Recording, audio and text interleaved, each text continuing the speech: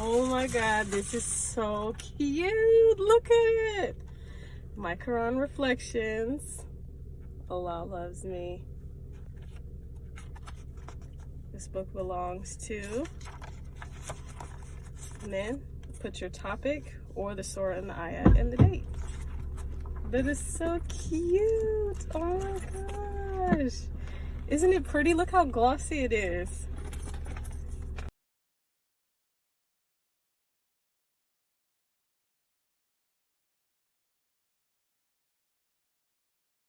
Okay, so right now I'm writing in my Quran Reflections journal that I have on Amazon. This is an easy way for you to keep track of what you're studying in the Quran and be able to reference back to it instead of having a whole bunch of these sticking out.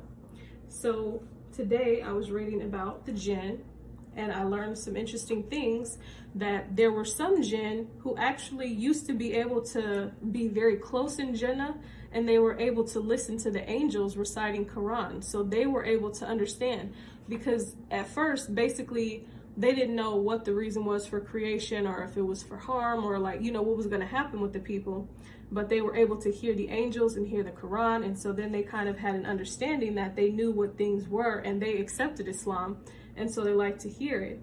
But then there were also some bad jinn who were communicating with, like, you know, fortune tellers and people like that amongst the Arabs, and kind of helping to lead people astray into sin and transgression. So I learned kind of how the good jinn learned about Islam, and that the bad ones were kind of at work early on.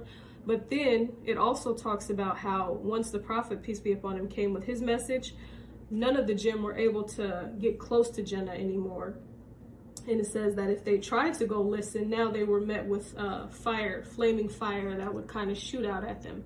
Now, I don't know if that's the stars, because we know that those are like balls of fire, but that's what I'm thinking. And maybe that's because now when the Prophet came, he was able to be here, and they could kind of learn from it here. I'm not 100% sure. I'm going to have to check with somebody else who knows, but this is kind of what I was studying, so I'm just kind of making note of that so that I have something to reference back to when I do find somebody else more knowledgeable to ask my questions to. So again, this is just a way to help you keep track of what it is that you're learning, and to kind of encourage you to go a little bit more with it, because the way our memories work, we have several different touch points that help us. Like when you see something, you hear it, you write it down, all of these things, it helps you to remember it. So this is one way to help you study your Quran more and to retain the information better. So I might share with you guys again what I go over tomorrow, but that's what I was on today, learning about the jinn.